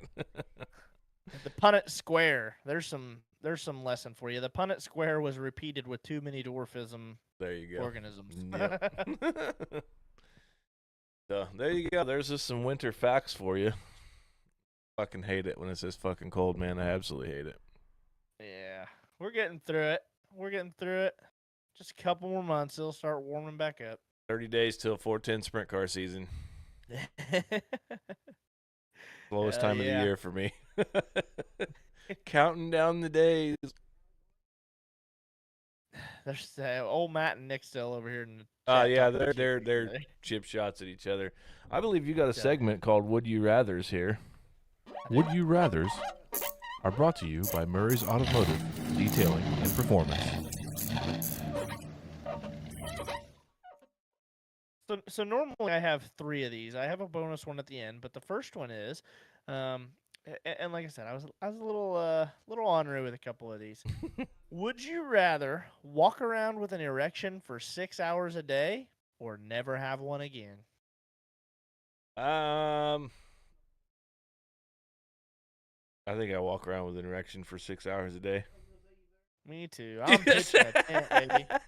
What'd she say? She said, yeah, you better fucking say that. Oh. Apparently I do a good job. Brown chicken, brown cow. Yeah. She's trying to get it later. Oh, Matt said he would rather never have one. Hedrick is a walking erection. And Nick said he's a walking erection. Yes. I fucking love our chat. Yeah, I would walk around with one for 6 hours a day too. So yeah, I would. What are you doing down there? What do you do? Heads up. With a stick. Walk around. Do something. Poking it with a stick and shit. You're telling me I had this procedure done a little over a month and a half ago, and now you don't even work? Imagine trying to write a traffic ticket with a boner. Maybe something to put your clipboard on, I guess. There's no lead in your pencil, is there? Only way I can piss is standing up. Yeah, he'd have to do the planking method over top of the toilet, have the boner. He'd be shooting in the back of the toilet. Straight out like Superman. He'd have to lay across it, yeah. Like doing a keg stand just to piss in the toilet. That's funny. All right, so this one's not as honorary, but the last two are. So, would you rather live in a library where books are your only form of entertainment and education, or live in a prison cell where you can access any channel on TV for entertainment and education? I feel like I would want to live in a library. Really? Yeah. I feel like if I lived in a prison cell, I would get dumber by the day. I would. Yeah. And it doesn't say that you would have to be exposed to other inmates and stuff, but I feel like, man, if I have to be around other inmates, I would probably have to pick the library. And it's going to suck because I absolutely fucking hate reading. Matt just said it. He said he hates reading too. I do. But I love movies. I love watching shows. I love watching, like, if it has to be educational purposes, I like watching documentaries on certain specific things. As long as I don't have to deal with the inmates, I would be in the prison. Yeah. For sure. But if I have to be around the inmates, I don't want to fucking deal with it. I just feel like with that much time, you could read whatever you needed to make whatever you needed. Like, you would learn enough from reading and retain enough that you could just make your own TV. You know, you could fucking hack fucking NASA satellites and shit by the time you get out of there if people would just read. Yeah. Hunter did the old Big Daddy quote. I don't know how to weed. I don't know how to weed. I don't know how to weed. Let's see. Would you rather tell someone that their new baby is ugly or tell someone that their new spouse is ugly? I would rather tell somebody that their new spouse is ugly. Yeah, I'd do the old fucking Buzz off of Home Alone. Woof. Woof. Yeah. Yeah. Yeah. If somebody tells me my kid's ugly, because then the person could be like, yeah, mouth. man, but like it's all pink in the middle, you know, like the fucking. I never have to like look at that ass though, you know what I mean? Yeah. You got a butterface. Everything's good, butterface. Right, you know. yeah. But fucking still, fell out of the ugly tree and hit every branch on the way down. God You damn, just can't disrespect somebody's fucking baby, you know. Like, you're fortunate enough to have fucking cute ass kids, you know. And beautiful wife. And a beautiful wife. We got little Bronson, who's a fucking little cheeser. So he's a fucking ham, dude. Go look at them pictures that Steffi put on Facebook a little while ago. you broke my heart the other day when we had him on here. Yeah, smashed his little fingers. Smashed his poor little fingers. When I saw his face, I was like, that poor kid. Oh, I don't like seeing little kids get hurt like that. So yeah, and I didn't even think about it. It was an accident, but I mean, it was just the way he was looking you, and he looked at me like, I can't believe you did that. Like, well, I know, but he was getting excited because you were giving him the microphone to talk into. Right. Yeah. But at the same time, he was trying to fight the pain. You know. Right. I felt so bad. I still feel bad. It makes my stomach hurt. Oh, dude. That's all right. We had a good time this afternoon. Yeah, I smashed Bexley's finger in the door. Couple times because she got into a really bad habit there. So one of the times I let the dog out, and I went to let him in, and she stuck her finger right in the gap where the hinge was, and I let him in. She would stand there with me, and I shut the door, and fucking she started screaming, and then I realized what happened, and she would get into a habit. Like, there was one time that I didn't even realize she was standing there in the window, because by the time I came walking through the yard, she had done closed the curtain and was just standing there waiting on me to come in. And I opened the door, closed the door, and heard her start screaming again. And Dude, I could have just fucking smashed my face against the door frame because that was the second. It broke my heart the first time. Like when Bexley is hurt crying, she like does this Yeah. like heavy gasping in her crying, and it just breaks your heart. Yeah, And Bronson both wasn't times she bad. did Bronson that, I wasn't felt like even a heavy pile of shit. gasping. He wasn't even heavy gasping over here. He was just like locked up, like.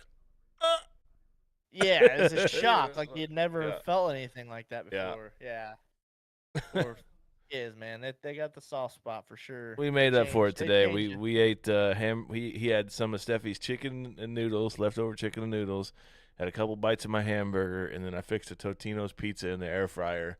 And we sat and played in the spice cabinet and had little sips of Pepsi with pizza today. So, and then we sat and watched a little bit of Moana. It was great. There's pictures on Stephanie's Facebook if you'd like to take a look at those. They're cute. Okay, I'll check those out here in a little bit. Little, I always like seeing those that she posts because he's ornery. Wait till you see them. They're good ones. Speaking of ornery, let's bonus. The bonus, would you rather? Also with current events, and somebody made a comment about this in the chat earlier. Would you rather be on Epstein's flight list or Cat Williams' burn list? Cat Williams' burn list. Because people are gonna laugh and turn the other cheek, man. Dude, he is fucking tearing people down right now. I just seen that he's coming to Indianapolis, I guess, sometime. Ooh. What date is that? I don't know. I just scrolled past it earlier. I can't find it. Damn. I'll have to look that up. Yeah, man. He's tearing people apart from fucking Kevin Hart to P. Diddy and all of them, man. Good. All of them.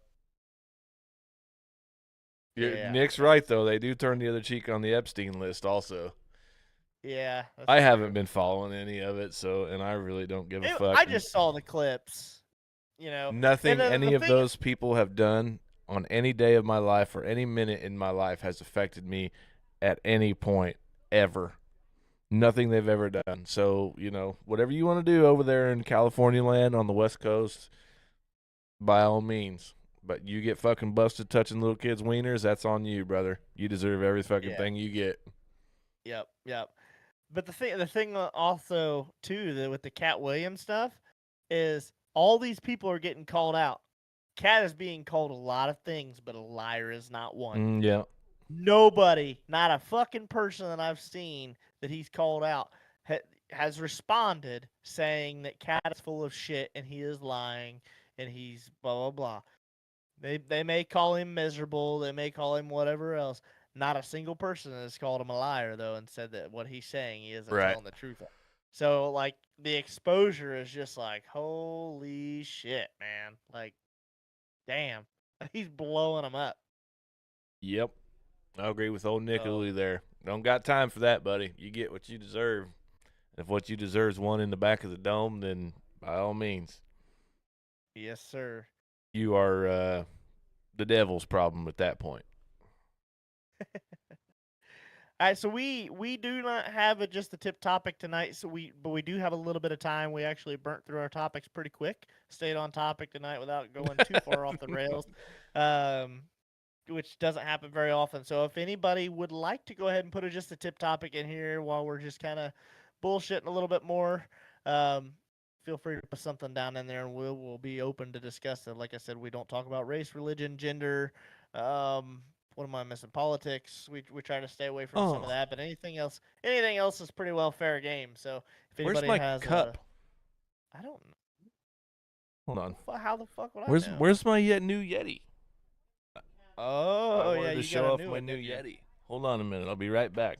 Don't freak out, okay? I'm gonna leave the camera. Okay. You gotta take a look at my Sasquatch pants. It'll be fine. About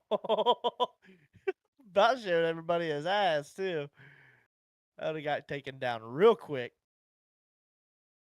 So yeah, just a shout out here too. We're waiting on somebody to put just a tip topic in, and before he gets back, I would like to take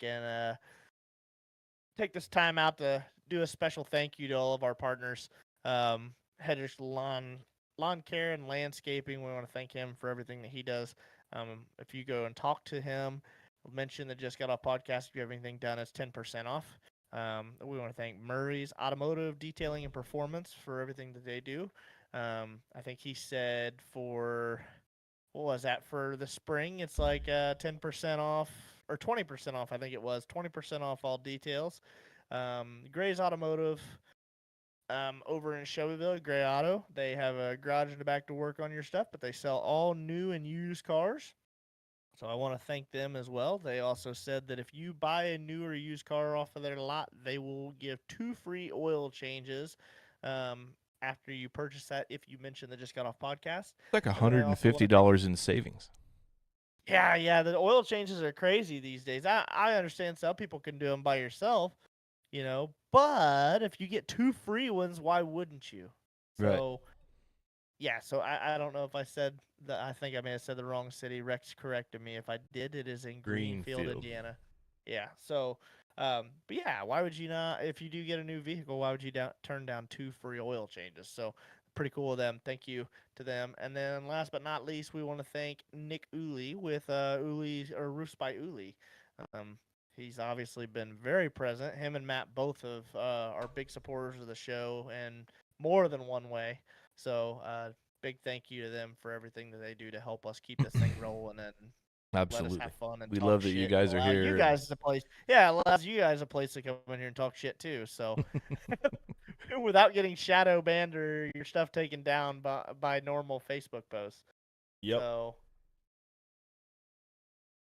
if the big three, NFL, NBA, and MLB owners got together and split that amount, sounds pretty obtainable. Yep. His comment said last week it was mentioned about how much it would take to home all the homeless vets. Remember that number? If the big three, NFL, NBA, and MLB owners got together and split that amount, sounds pretty attainable. $500 off any roof if they are subscribers to the podcast. 20% off details from Murray's Automotive and Detailing and Performance. There you go. You guys so are getting fucking deals. hooked up. Yeah. Everybody's getting deals. Hedrick's Lawn and Landscape, you can get 10% off your total bill. Murray Automotive Detailing and Performance, you get 20% off of details for the spring here. And then, like I said, Gray Automotive, they will be doing 2 free oil changes if you buy a new or used car. And if you get a roof done by Ooley, Roofs by Ooley, you get $500 off any roof if they are subscribers to this podcast. Oh, yeah. So once again, just mention that Just Got Off podcast that all 4 of those people, if you do any work or have any work done by them, and you will get hooked up. We'll double check too. About this. Yeah, we done talked about this. Like even for Matt's $1,000 bill, you save $100. Yep. That's easy money, dude. That's $100 you can buy Just Got Off podcast merch with. Just saying. So Stephanie got me a cool Christmas present. I've had this Yeti that was given to me by where I work. It was kind of like a swag thing from one of the companies we do a lot of business with. And I really liked it. It was perfect for my coffee in the morning. So Stephanie got me a replacement Yeti that happens to say fucking Rockstar on the Yeti. Look at that. Also, for anybody that doesn't know, he's still in the process of getting it going, but he is up and going. Go over, I'm going to put it right here in the chat. If you go over to, put that in your search bar on Facebook, look for Rockstar Graphics. Dano is kind of going out on his own here and doing his own thing, doing different deals for graphics, building logos, fixing all your shit images. If it's pixelated, he can kind of tune that, redo it. You got old pictures of your grandparents and stuff like that that you need touched up. I can kind of recolor those, and I can actually fix all the tears and imperfections in that as well. So hit me up. Sure I'll get it done for you. About it's kind of one of those things where it's a little scary for me to kind of go out on my own with something like this, but we'll get it done. I already have one. Well, I already have one race car that's in the works already. So get on the list. I'm trying to think. So I'm going back to what Dad was saying because I think that's just the tip topic that he wanted us to discuss. Okay. Let's kind of break this down a little bit. I've got the numbers pulled back up here. All right. So he said last week it was mentioned about how much it would take to home all the homeless veterans.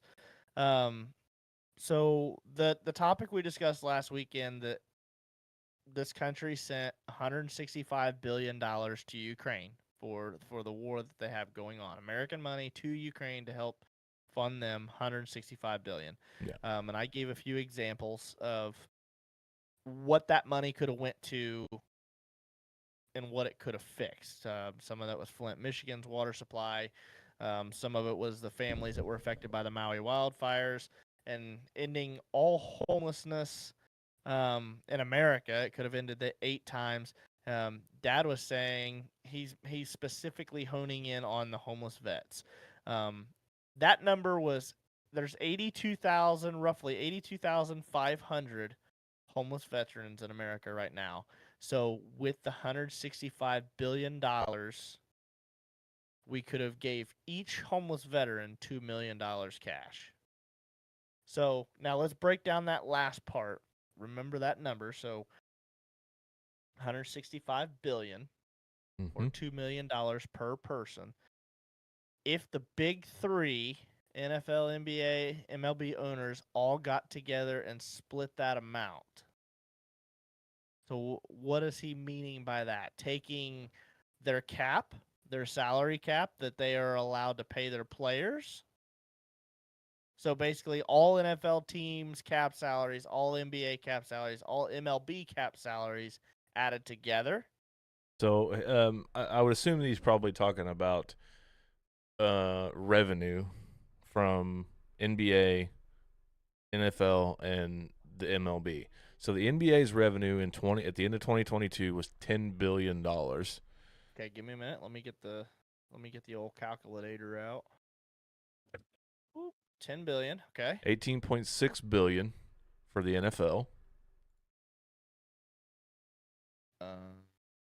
Hang on. Okay. 10.32 billion for the MLB. Okay, so that comes out to be 38 billion, or let's just say $38.92 billion. Okay, so just call it 40. Divide that by your veterans, and it's probably 500K. 40 billion divided by the what did I say it was? 8,500? Or no, 82,500. Probably 525,000.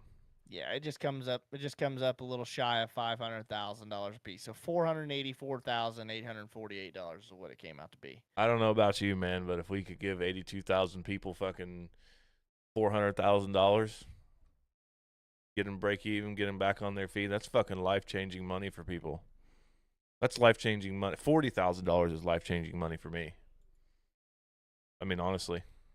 It's crazy. And Nick, we've talked about this in the past too, of him being a past veteran and suffering from some different things that he experienced overseas. Yeah, fuck all that. Why are you getting a fucking bill from the VA for $115? Like, you serve this country. And he may be able to, and he may be able to chime in and help me understand this. From my understanding, the VA was more or less like Medicaid for a child. It basically covers them. There is no bill. So I thought that if you're a veteran and you go to the VA hospital, you deal with anybody that they're, all their care, physicians, whatever. Yeah. I thought that that's all free. Like for me, I go over to the med clinic. I do my physical therapy over there for my knee. If I need medication, if they have any of that, I have a doctor's appointment, whatever it may be. If I utilize that clinic because I have the insurance through work, it is 100% free. I do not ever receive a bill from them as long as it is through that clinic. If I have to outsource it somewhere else, they can bill me. But anything through that clinic is free, which is what I thought the VA hospital does. If a veteran goes into the Veterans Hospital, the VA, then why is there a bill? Am I wrong on that, Nick, that it's not free to go to the VA? He just said, they can't get me back until June for my psych evaluations to get my meds refilled, so I have to go private provider and they pay them to get my meds. It's bullshit. It's supposed to be, but Obama passed a law that soldiers post '06 that they deem non-service connection as billed. I see. So if you didn't serve an active service, then you're just fucked. Basically. That's fucking wild. So and Dad just chimed in and said, hell, even if you gave them $200,000, what a helping hand. And that's just those big three. Add NHL. Yeah, these Major League Soccer. We didn't even include Major League Soccer, NASCAR, golf, and PGA Tour. Yep. So these owners and players are making millions a year. They could truly, it could truly make a difference. Yeah. And there's some of these players, like I have a list on my phone. I'm not one to ever really buy jerseys. Okay. I did for a while, and it burns your ass just because it's one of those deals where, like, they fucking switch to another team, and then it's just like you got this jersey hanging up that you don't really want to wear. But I have a list on my phone. If I were ever to buy sports jerseys, it is because they went above and beyond to do a charitable act toward children, toward veterans, toward homeless shelters, to just anything. Something that they went above and beyond to do to make a difference and use their platform in a positive manner. Yeah. And it's for a variety of teams. And it's one of those that I wouldn't give a fuck if they move teams because I'm supporting the person, not the team. It would be for what they did as a person, to make a difference and to be a positive inspiration to not just me, but to many other people, and show that this world does have something, something that it can, stand on. Yeah, Dale just said Shaq is the guy for that. Shaq's a fucking prime example. That dude's always out there like fucking hugging people. And like, going to Walmart. He goes in there and just like he'll walk around Walmart, I think, a few times a year, and like he'll just go around and he'll be like, "Here, wait, let me get your groceries," and he'll go buy a whole fucking cartload of shit at Walmart for people. Even though I served in the war, time and in combat zone, they said my PTSD is not service connected and my lung disease came from growing up in rural Indiana, not Iraq. I have to pay to be seen at the VA. What the Don't even blow up on it. It drives me fucking nuts too, man. I don't understand. Like, you can test Nick Ooley and tell him that his PTSD is not connected to the fucking getting blown up in fucking Iraq and getting fucking shot at all the time. You can test for that and tell him that his shit is not connected, but you can't fucking cure a fucking 6-year-old's fucking childhood leukemia with fucking stem cell research. Eat my fucking nutsack. For real.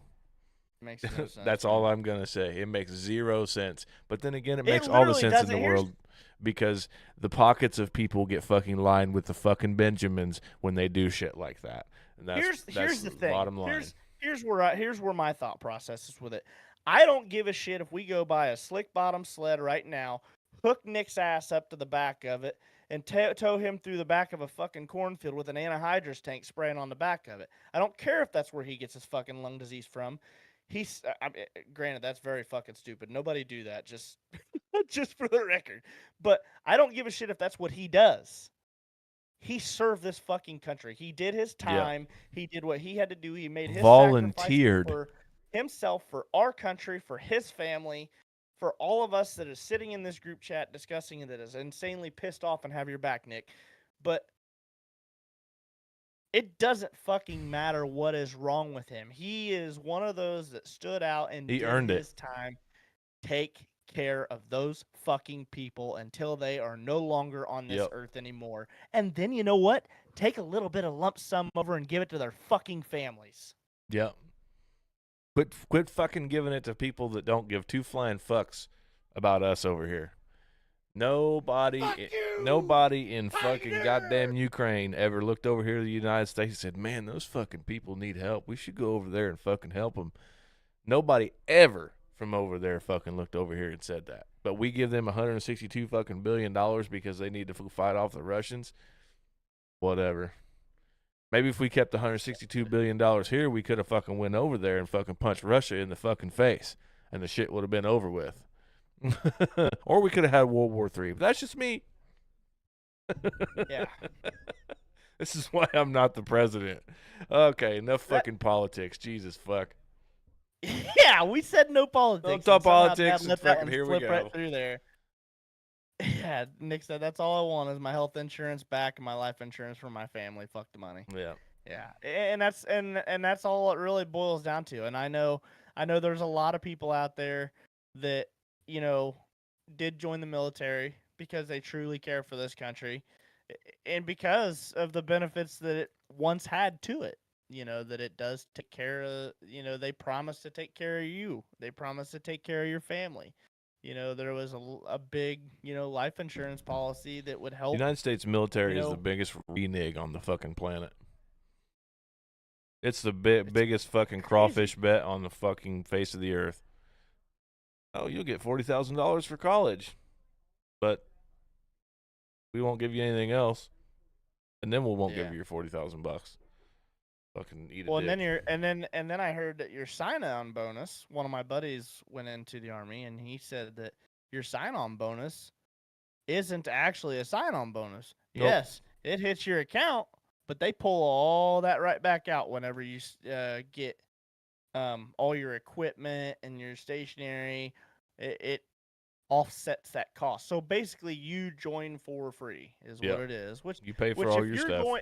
Which, if you're going to do that because you truly care for the country and that's what you want to do, then you're probably not very mad at all. But it's still one of those things that don't offer someone something if you're not going to do it.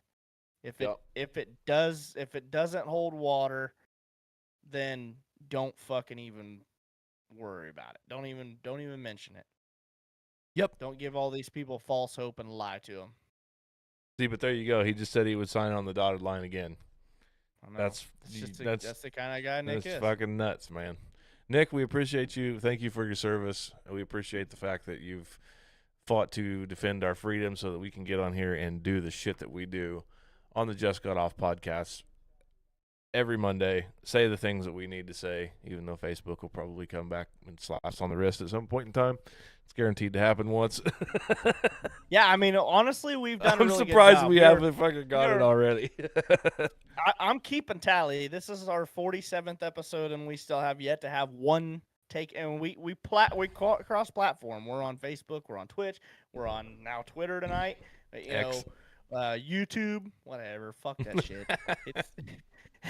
We're on multiple platforms putting this shit out here publicly. Like, before we were streaming on live on 3 different, platforms. So now it's 4, and we still haven't had anything taken down yet. I'm knocking on my desk. Can't hear it. But, yeah. So, but it's one of those deals where it's gonna happen. But I'm still proud of us because for a couple dipshits that have got this going on. It's live. We don't get to edit any of this. So, like, if we do fuck up and say something, we can't go pull it out. It is what it is. It's all raw, and so it's pretty impressive that we haven't had anything taken down. But we are getting heavy into heavy debates and stuff like tonight. That you're right. I hate talking about shit like that because I'm so anti-confrontational, man. Oh God, I'll get fucking fired up. And the biggest thing is, as far as politics goes, I don't mind getting into that part of it. I don't want to talk about the Reds, the Blues, the donkeys, the elephants. I don't want to talk about any of that shit. Like, I'm very passionate about our military in this country, and to the point to where I truly believe that they deserve more than what they are offered. Yeah. And I will forever. They deserve more than what they're offered, and they definitely deserve more than what they get. Yeah, I mean, I will. Especially after time of service. This is a terrible time to laugh, but our friend Nick is still posting in the fucking chat. He's fucking still at it. You can find his OnlyFans on footfinder.com, username sexy right foot racer. Jesus Christ. I'm fucking shutting this podcast down. If you want to go check it out, go do your thing. Yeah, we just got off podcast. Legal disclaimer, has no fucking idea what that fucking link will take you to. If you want to click on it, do so at your own risk. We do not condone clicking on footfinder.com. 30 days subscription is only 36 cents, he said. Get the fuck out of here. I'm shutting this fucking podcast down. Alrighty, guys. Once again, thank you to our sponsors. We did a shout out for them just a little bit ago. Also, like I said, we got the merchandise. I just posted the link there in the chat. If you want to come get us a t-shirt, grab some hoodies, grab a beer glass, your tumblers. We actually have the little Stanley Cup over there with the Just Got Off podcast logo too. Yep. We got an array of things. Just go over there and check it out. You know, if you want to support us, that's an easy way to do it. Scroll down on the Facebook and buy some of those Funko Pops we just made. Yeah, and if you want the link for those are on there too. And if you want, we can. We don't make any money off of them, but they're fun. Yeah, I'll sign the box for you next time I see you. So, and then after this, we have 2 more episodes. We have one on the 22nd and the 29th, and then directly after that, we'll have one the same week. So we will do the next 2 Mondays, and then that second Monday, that same week on that Friday, the date is February 2nd, we will do our 1-year anniversary episode. I will be in Terre Haute with Dano. Frog is going to join us. He's special guest Chris Walters. Yep, so we AKA will be Frog. doing the Power Hour. Hour. We got to get his communion cups ordered too, so he doesn't kill himself on fucking shots of Crown. Yeah. So then we also had somebody come on here, and one of my buddies' dads, he gave us some shot glasses or some porta potties. Yeah, we'll be doing 60 shots of beer. We're gonna have every minute for an hour. Stewardesses Karina and Stephanie pouring us shots. We're gonna have to find a card game or something to play, like Cards Against Humanity or something, or fucking tabletop. We've got plenty of fucking board games here at the house, dude. We'll bring something. I don't know. That's gonna be a fun weekend too, because we'll get all smoked up fucking slosh on Friday night, and then Dano has a gig on Saturday night. So we're gonna hit a hotel up on Friday, stay here, and hang out with them on Saturday, and then go watch him play his gig on Saturday and do his rock star shit again. So, again, thank you guys all for being here. Thank you for the support. Like I said, merch is in there. Go check that out. You got anything else? I think that's it, man. That's a podcast. All right. We'll see everybody next week. Bexley.